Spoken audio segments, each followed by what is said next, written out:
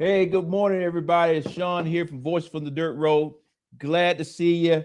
As y'all guys can see, we got brand new music.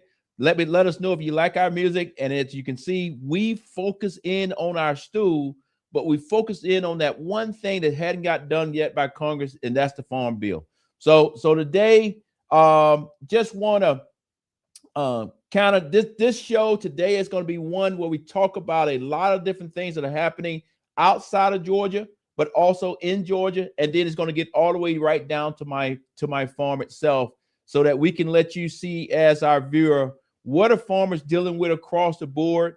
But before I even get into that, I want to let you know I know my shirt is nice and pressed. I just got out of my what I consider my other job is on News Nation and other networks. I get an opportunity to come on, and as a retired brigadier general, I get a chance to come on and talk about what's going on in the Middle East, what's going on with the war, and give my professional opinion on what's going to happen next, my analysis. So we just finished that at roughly the 6:15 hour, and then we had to get ready for this show. So I didn't have a chance to go back and change my shirt and prepare for the farm day. So forgive me for that, but busy time right now. And from there, let's just jump right into it. Let me just talk about our stool just one more time, so for our new audience, they understand where we try to focus. Our stool focus on three different areas or four different areas. One is livestock. Livestock is the leg that I'm part of because I raise cattle. But livestock could pretty much be any type animal out there that'll make any difference. Then in addition to that is row crop. Row crop, as y'all guys know, we've been talking about for a while. Our row crop brothers and sisters are struggling right now because of the drought and other things that are currently going on. And then on top of that, forestry. As you also know, forestry now is struggling because they're moving a lot of the forestry leadership, or making the decision to move a lot of the forestry leadership out to Salt Lake. Right now, the question is how many of those individuals are actually going to move, or are we going to put ourselves in a deficit because leadership decides to stay where they're at because the kids are in school, husband or wife has a different job, and they just don't move. And then on top of that, as y'all guys know, here in Georgia, we are dealing with a major fire that's going on. And we're going to talk a little bit more about that in the show. And then that back leg back there is the USDA, and the USDA helps us support everything across the board. A lot of moving parts going on in the USDA right now. If I was giving them a grade, I would probably give them a grade of about a C. We got to wait and see how some things are going to play out. But right now, I would give them a C. But I'll talk more about that. And then ultimately, I already mentioned the Farm Bill. The Farm Bill is still based off 2018 prices.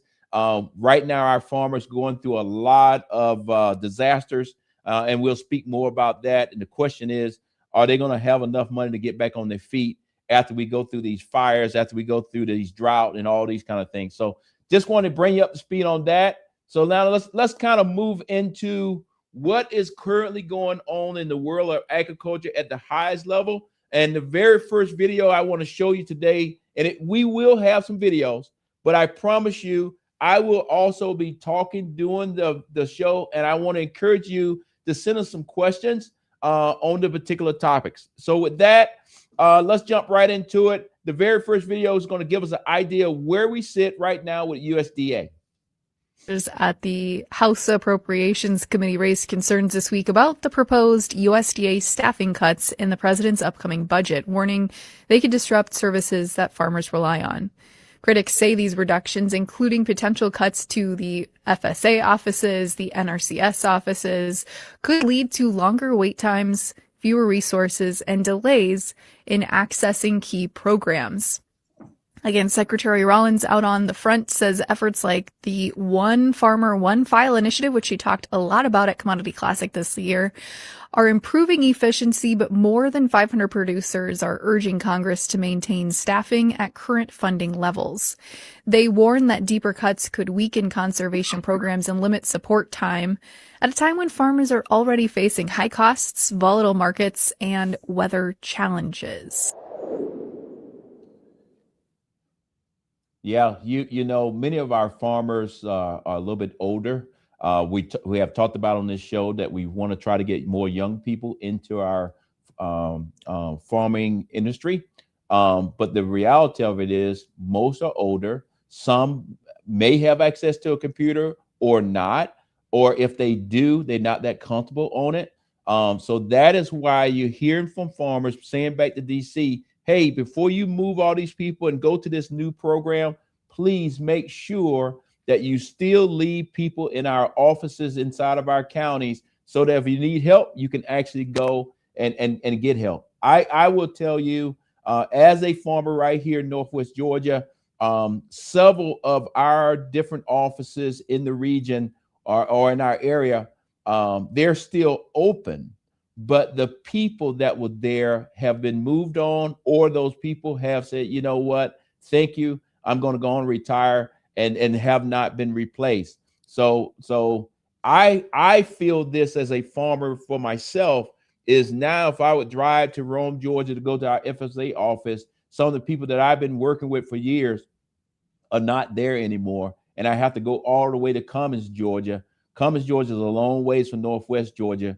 And so I'm being forced to go into this new program, or I'm being forced to get on the phone and try to talk through things when for years, myself and many other farmers would just go right there to Calhoun, Georgia, and actually, or Gordon County, and just talk directly to our FSA office and work through our issues when it came to trying to get financing for something. But again, things are changing. Hopefully they're going to change for the better. And hopefully our farmers, somebody's listening to us to say, hey, change. I don't have a problem with change. I just want to make sure that we change in a way that we don't leave farmers behind in right now in some of our greatest needs, because a lot of things are happening out there that the farmers can't control. And one of those other areas that they can't control is the drought. So let's see what's going on with the drought, and then I'll come back and kind of bring you up to speed on how the drought is affecting me and affecting other farmers here throughout Georgia and really throughout the United States.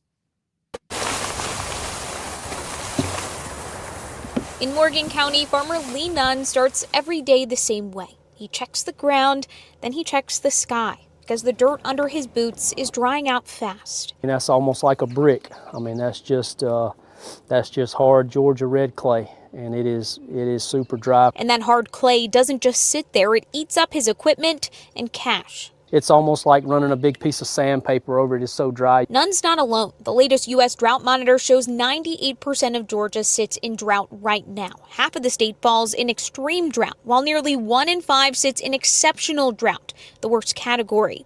And you can see it, lake levels dropping, rivers thinning out, and fire danger climbing. This hits at the worst time. It's planting season. Cotton, peanuts, wheat. The seed needs moisture. Fertilizer needs moisture. Without water, every pass across a field turns into a gamble. Less weight, that means less yield, that means less money. Margins are already thin. Diesel and fertilizer prices are going up. There are alternatives, but they cost money. This is a cornfield, and the corn is about 3 weeks old. In Oglethorpe, farmer Donald Chase shows us a field. Corn still small, but already thirsty. Water irrigation helps, but drives the cost up. If you see pivots running, understand that is raising the cost of producing that crop. For Nunn, he's putting extra money in the offering plate and saying prayers, hoping it rains soon or the drought starts calling the shots for the rest of the season. If you're a farmer, I mean, you're the biggest gambler there is. When you place a seed in the ground and hope, 6 months later that everything goes well. He's exactly right. Being in the farming business is a big time gamble. It's a lot of things you can't control, and I'll talk a little bit about that here a little later. But the reality of it is throughout the United States, but specifically here in Georgia, we are dealing with a drought. Many farmers hadn't even had an opportunity to get crops in the ground because the ground is just that dry and just that hard. Because if you go out there, it can actually tear your equipment up. So the concern that I have is, are we going to get the crops in the ground? If we get them in the ground, are we going to be able to sell them somewhere? And in addition to that, just this week, and then you can see it no matter where you're at in the United States, or really no matter where you're at in the world, is Georgia right now, because it's so dry, North Florida, Southern Georgia, and look like it's moving further up, because even in Northwest Georgia, we're dealing with the smoke from these forest fires that we have. So because of the drought that we're in, farmers cannot get their crops in the field, or they got them in the field and they're not sure is it even going to germinate. But on top of that, now in the southern part of our state of Georgia, we're dealing with drought. And what I will tell you, we are praying right now for rain on Saturday. And we're going to see. But on top of that, we're praying for rain, so that if that rain can come through Northwest Georgia and then all the way down southern Georgia, it could help get control of these forest fires that we actually got going on. Because right now, many of the fires are not even contained at all, less than 10 to 15%. So with that, let's get a quick little update on the forest fires, and then we'll get into what's happening overseas and how is it affecting our farmers. Right now, this wildfire emergency across the southeast, Florida and Georgia. Nearly 90 homes burned to the ground now. Firefighters battling from the ground and in the air tonight. Authorities say dozens of new fires breaking out in just the last 24 hours. Morgan Norwood from the fire zone tonight. Tonight, new evacuation orders in Georgia and more homes lost as hundreds of firefighters battle multiple wildfires. We currently have 87 living spaces that have been destroyed. If this fire doesn't shift, we could have more than that before dark tonight. Authorities say in the past 24 hours, at least 34 new fires have broken out across the state. The two largest, the 5,000-acre Highway 82 fire outside Savannah in Brantley County, and the nearly 30,000-acre Pineland Road fire south of there, are both still out of control. Our Matt Rivers behind the fire lines. The fire here in Brantley County exploded incredibly quickly. You can see there's still hot spots back there. This is what's left of a mobile home completely destroyed by this fire. Dozens of people forced to flee with nothing to come back to. My house is gone. The loss for so many here, overwhelming. Oh my God. Caitlin Strait gasping at the destruction of her family's home. Look at my stove. Hers, one of more than 50 homes that county officials say have been lost so far. In Atkinson, Georgia, we met Craig Jacobs and his 6-year-old daughter, Cora, putting out hotspots in their own backyard. Their home was spared. It's very heartbreaking to see our neighbors going through what they're going through, but we're out here doing what we can do, pulling together as a community. Jacobs is also a firefighter. Many here battling the fires while worrying about their own homes. And David, officials here in Brantley County calling this a dynamic fire with conditions changing by the minute. The concern now is that they may have to call in FEMA for additional resources. David? Morgan Norwood in the fire zone tonight for us. Morgan, thank you. Let's get right to our senior meteorologist, Lee Gold. Yeah, as you can see, and I know many of you live in that part of the state. That's originally where I'm from. It is bad right now. My understanding, they're bringing in additional equipment, which is great. If I'm not mistaken, the National Guard potentially may also be involved in this. But when it comes from an agriculture point of view, you notice they talked about bringing in FEMA. FEMA will come in and try to help people get back on their feet when it comes to their house and all those kind of things. But when it comes to agriculture, then it comes back to the USDA and that farm bill. And the reason why we need the farm bill is because many of these areas that are being burned are actually in the rural community.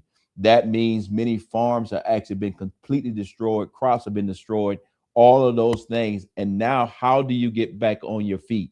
That's not FEMA. That is USDA, and that is the farm bill. So all these things are actually tying back into what is affecting our farmers right now. And part of this show today is trying to frame out, these are all the pressures that are on our farmers. And With that being said, we still got one more major pressure that's actually on us out there. We already know that the tariffs are still an issue. I mean, we're not even going to talk about that really, but we do know the tariffs are still an issue. So when you plant your crop, if you get it to come up, if you get it to do all the things it needs to do, the question is, where are we going to sell it a year from now? That's a whole different conversation. We'll figure that out. But in addition to that, like I mentioned earlier in the show, the reason why I still got on my nice shirt is because I just came off of News Nation, where I was talking about what's currently going on in the Middle East with the Strait of Hormuz and all those kind of things. So with that, I just want to show one more video, and then I promise we'll get into my particular farm, and you can ask me all the questions you want to.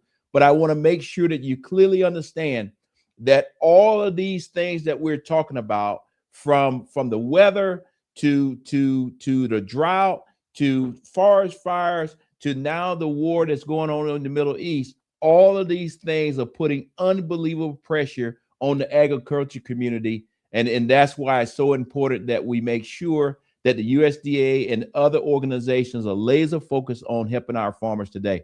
So with that, let's take a quick little look at what's happening overseas currently. And at 8 o'clock today, after this show is over, I encourage you to go and watch the news, because the Secretary of War will be giving an update on what's currently going on over in the Middle East. But let's show the video, what we can show this morning, please. Ceasefire with Iran has been extended until a permanent end to the conflict is reached. That's according to President Donald Trump. Yeah, the president says it's until Tehran submits a proposal for a permanent end to the conflict. The ceasefire had been slated to end this evening. A U.S. delegation led by Vice President J.D. Vance and other top U.S. officials was expected to travel to Pakistan.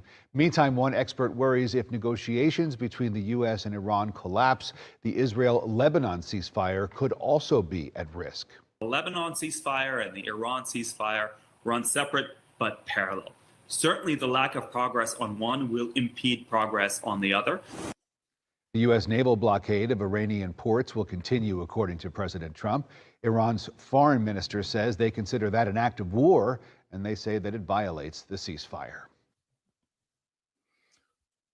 Well, like I mentioned this morning, I was just on News Nation talking about what was going on in the Middle East. I guess you could say I'm a Middle East expert, if anybody can say that. I would say if somebody tell you they're a Middle East expert, you tell them, no, you're not, because the Middle East has been a dangerous place for a long time, and it's going to continue to be a very dangerous place. But what I can do is say this. My last assignment was Israel as defense official there. But on top of that, I do have many years of experience in the Middle East. And from that experience, I can tell you this for a fact. One, that what's currently happening in the Middle East right now with this conflict we have with Iran will have great effect on our farmers. And our farmers are being affected in actually 3 different ways, or actually 4 different ways. One, and these are things that the farmers can't control. And this is why we kind of went through these different areas this morning, so that everybody have a better idea. The farmer on the ground, no matter if they're in California or if they're all the way here in Georgia with us, these are things that we can't control, but right now is putting us in the hurt locker. One is weather. As y'all guys know, we already kind of talked about it. We're in the middle of a drought. On top of that, we have forest fires that are currently happening here in Georgia, out west, out in Oklahoma. As of last night, early this morning, they are dealing with tornadoes. So the weather is definitely a player when it comes to the world of farming. That hadn't changed in many years and is not going to change anytime soon. Then on top of that, because of the fight that we're in Iran, with the Strait of Hormuz being closed, input costs are now out the roof. And that input cost comes to diesel, gas, plus in addition to that, fertilizer and any other input that you have that's actually out there touching the farmer. And there's no way for the farmer to get around it. You either put down the fertilizer or you run the risk that your crop is not going to come up. And then the third piece is the war itself, the conflict itself. Right now, as we just listened to, we are in that spot where we're in the middle of a ceasefire. A ceasefire is good. However, we don't know when is this ceasefire going to be over or when this war is going to be completely over. With that being said, that continuously put pressure on the farmer because the cost of gas and diesel and fertilizer are going to continue to go up because nothing is going through the Strait of Hormuz. With that being said, the farmers are going to be put in a very bad situation when it comes to that cost of those inputs. And I'm not 100% sure that when we look at the will of the people or the most strategic piece of this war, when it comes back into the United States, we always talk about the will of the people. What I would tell you, I think it's not only the will of the people, but I think it's going to go right down to the will of our farmers. How much pressure can our farmers take before they start pushing back and saying, okay, we got to do something differently? Because right now, with all of these things that are going on, is many of our farmers are starting to have to file for bankruptcy. We talked a little bit about that last week. And then the last piece, that if you get your crops in the ground, and you will get your crops in the ground, I don't want to be Debbie Downer, but you get them in the ground. The question is, because we still have the tariffs going on, will you have an opportunity to sell them somewhere and make a profit? So these are all the things that are affecting our farmers. And when I say affecting our farmers, it's actually affecting me also, because when I'm not doing this, talking to you, I'm actually on my farm for myself, not paying somebody to do it. I actually do it. I am the farmer. I raise cattle for a living, proud to do it, proud to be able to get out of the military and go through a program where it goes from boots to being a farmer, or which I think is an awesome program. With that being said, let us transition a little bit. Let me look and see, do I have any questions? Just real quick. Give me 1 second.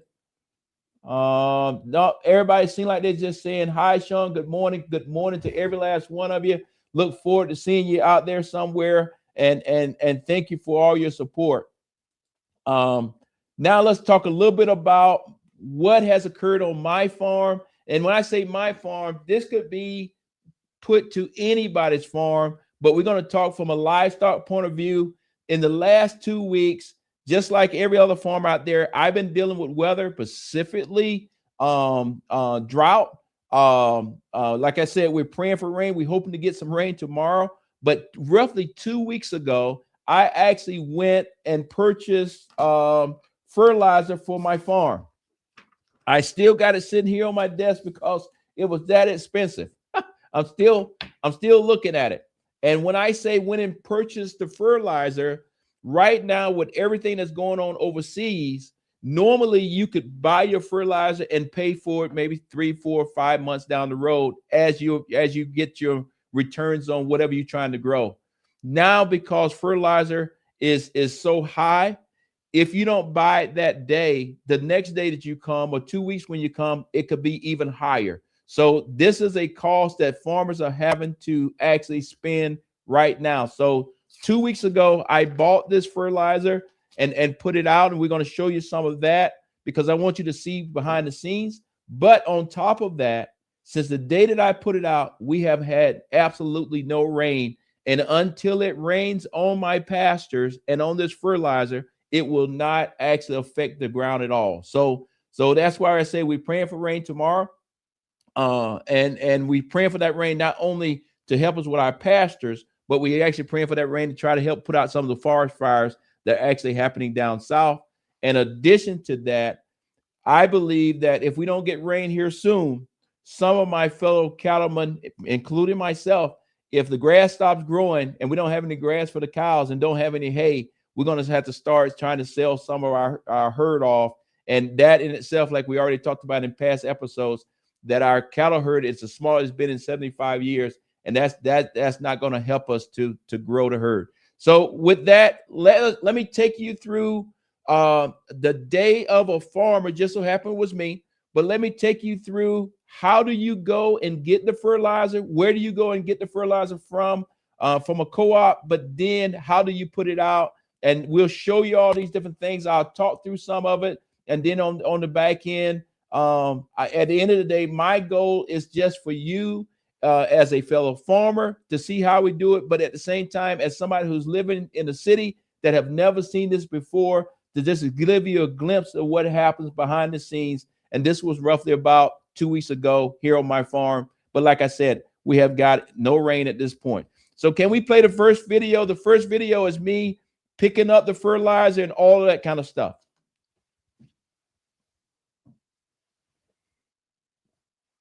There it goes in this little buggy. And I'll take it home and spray out to the pasture. That's the blend that has been put together specifically for my farm based on my soil sample. When I get enough, I'll take it today and put it out.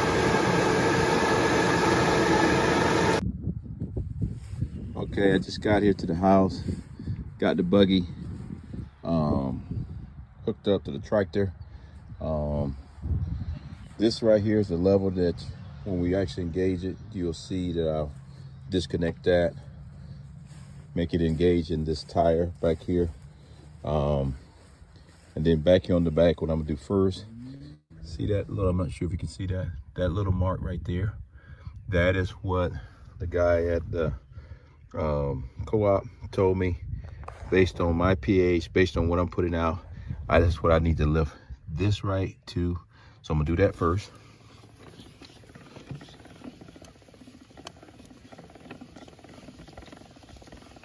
And that's gonna be the amount that's gonna be let out as we're driving around. This video is, you know, us on the hill that live on the farm, we know this, but I also want to do it for our brothers and sisters that live in the city. I'll get up here and let you see what we have over in there. Okay, you can see it's granule, so we don't have to be worried about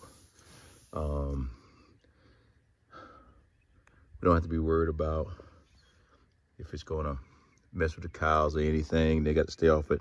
No, I can spread this out here and the cows will still be able to eat. The grass won't have no effect on them. This is actually just gonna go here on the grass, gonna hit all the pastures here. And then because we're in the middle of drought, it's probably not gonna see anything until it starts raining, but when it starts raining, the grass will jump off.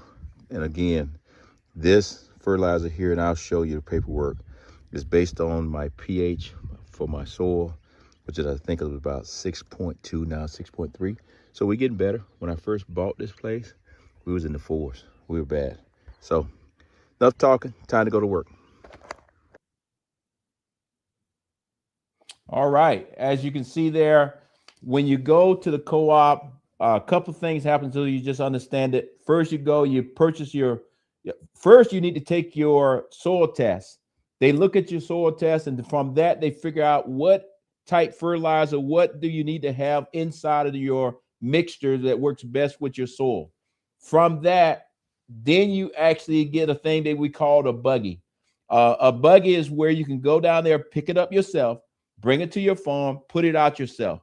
Or you could pay extra and have a truck bring it to your farm and put it out. But that could cost you another $500 on top of the fertilizer itself. So I always opt to do two things. One, if I go with normal fertilizer like I did this year, then that is actually me going to get the buggy and I put it out myself.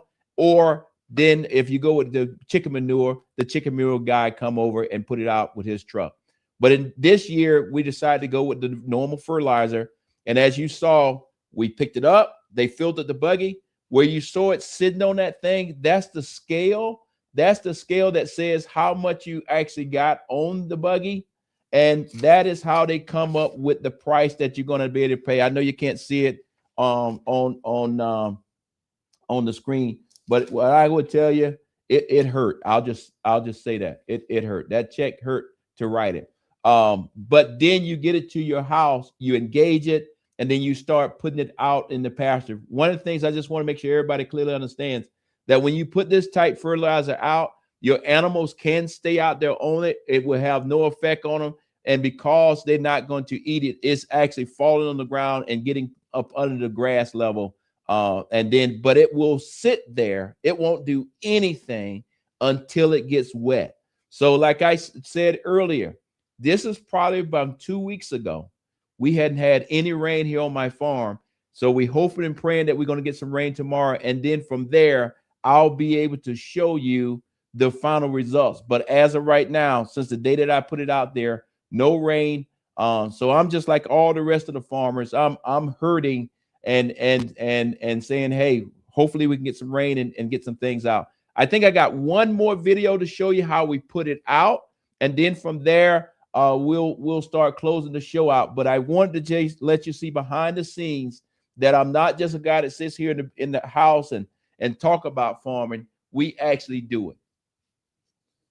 Well, get the foot out. Turn the camera around and you see behind me there. You're close to see where it's out there on the ground. Going about 35 feet out both ways. We'll be finishing this pasture here real quick. Maybe one more turn, and then we'll go over there where the cows at. After that, we still got 7 more pastures to go. Y'all guys have a good day, so I can keep this thing on the focus here. It's a little bumpy. You know, after doing 40 years in the military, I tell you, my back hurts. And getting to that tractor, only going less than 5 miles per hour, you can see the amount of bouncing that you're doing. So I couldn't hold that camera too long and try to drive and stop hitting the bump. So, but we put it all out. Everything went well. Took the buggy back, turned it back in, had to turn it in the afternoon because another farmer needed it. That's the beauty of being part of a co-op. All the farmers are working together, and then from there, we all get better. So we got it put out. Everything went great. The only thing we're still waiting on right now, and like I said again, hopefully we get some rain tomorrow, because until we get some rain, all of that money that I just spent on this fertilizer, nothing's actually happening until it gets wet. So tomorrow, I know there's plenty of farmers, at least here in Georgia and maybe really around the country, but specifically here in Georgia, we want rain to help us make sure that our crops can grow, but we also want rain to make sure that we can help put out the forest fires. And I'll just say it this way. I'll rather not have rain up here with me in Northwest Georgia if that rain goes down to Southern Georgia and help those guys put the fires out, because I don't want to see anybody losing their houses or livelihood or even their lives. So if the rain skip us and go down to there, that's just fine. The good Lord always answer prayers. But like I mentioned, one of the things I wanted to mention is one, farmers are under unbelievable pressure right now from, like I said earlier, many of things that they cannot control. The weather, input costs, the global war, tariffs, you name it. We're equally under the pressure cooker. With that being said, like in every show, I'm trying to see here, says Sean something. Let me go and see if somebody got a question. Hold on. Let me just make sure.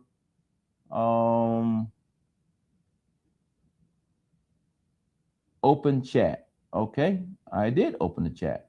I see where everybody's saying hello, good morning, good morning, good morning, good morning.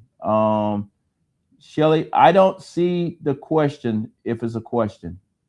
Am I missing it? It says, oh, how can you educate is the question is how can you educate the community on the farm bill? Yes, now I said it. Thank you very much, Shelly. Thank you, thank you, thank you. The way that I can educate the community or the public on the farm bill, what I will do in next week's show, I would do a full show where we talk 100% about the farm bill.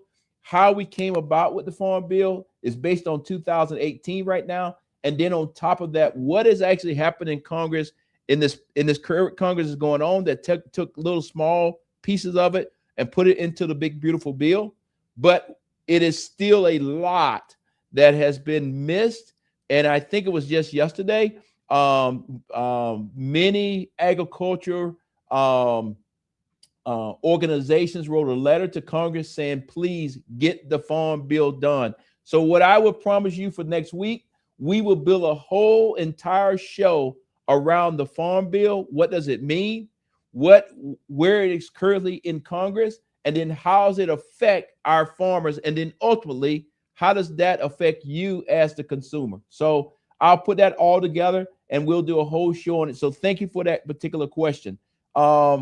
Because I know it feels like I've been going on for a while this morning. Maybe I have, maybe I hadn't, because in order to be on Newsmax this morning, I had to get up at 5:30 for a 6 o'clock hit. So I'm not sure if I've been on for 10 minutes or 30 minutes with you, but at the end of the day, I wanted to just let you see behind the scenes what is currently happening on the farm. And I also wanted you to know that when you see Sean Harris sitting here talking to you on this station or whatever, I'm just not a guy who is just talking about farming. I actually go outside and do it.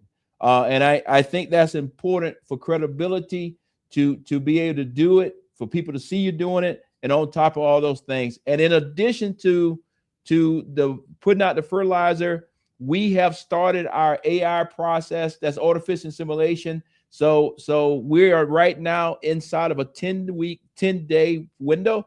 And on May 2nd, we'll film some of this, but on May 2nd will be the day that we get our cows pregnant, or hopefully we get them pregnant. And then on that same afternoon, we'll bring in a cleanup bull. So we'll film some of those things for you, so you get a chance to see behind the curtains what is actually happening on a modern day farm, cattle farm, and we'll kind of go from there. But like I was saying earlier, farmers are under unbelievable pressure. Farmers right now, with everything that's going on, from the drought to the war to the weather, you name it, farmers are feeling the pressure, and some are actually going into bankruptcy. And nobody wants that. I will also tell you that a lot of farmland is coming up for sale. And I will tell you, based on some of the things that the USDA is doing and moving people around, it's going to be very hard for farmers, other farmers, to get financed to be able to buy that farmland. And I am concerned that that farmland is going to be bought up by contractors. And the next thing you know, they're going to be building beautiful neighborhoods. But at the end of the day, that farmland is going to be gone. So we'll talk more about that. But with this being said, farmers are under unbelievable pressure. And like I end every show every week, I want to make sure that if you're a farmer and you're under unbelievable pressure, I want to make sure that you know to call this number. And the number that you need to call is, Shelly, can you bring up the number for, there we are. I want to make sure that you know that we care about you. Want you to know that we want to help you. I want you to know that our focus is the farmer, because at the end of the day, if our farms collapse, if our farms go away, if our farmers go away, our entire society will stop existing like we have it today. So here's the number, called 988. If you're struggling today, somebody will talk to you, and the goal is to just get you to the next day, because the sun will come up and it'll look better the next day. Reason why we talk about this, because in our rural communities, we have very few mental health facilities. So this is the number here that you can call, or a family member may have to call for another family member to get them some help, because the worst thing you could do is make a short-term decision for a long-term issue. So we just want to try to get you to the next day. So with that, I know it's been kind of long show, at least it feels like it's been long. I can't really tell. Yes, it says I've been talking, only for 38 minutes. I guess because I did the Newsmax, and then I came into this one, it feels like I've been talking a lot longer, but hopefully I didn't speed through it too fast. Hopefully you get a better understanding of what's going on in the world when it comes to agriculture, and hopefully you get a better understanding of what's happening on farms across. But I would ask you this as I get ready to close out: please keep our farmers in your prayers. Please keep excuse me, the people that are dealing with the tornadoes out west today. Please keep the people that are dealing with the forest fires down in South Georgia and North Florida in your prayers. And as they go through this, on the backside, we will do everything we can to help them get back on top of their feet. So with that, hey guys, my cup is empty. As you can see, thank you for everything, and we'll see you next week. And have a great week. God bless.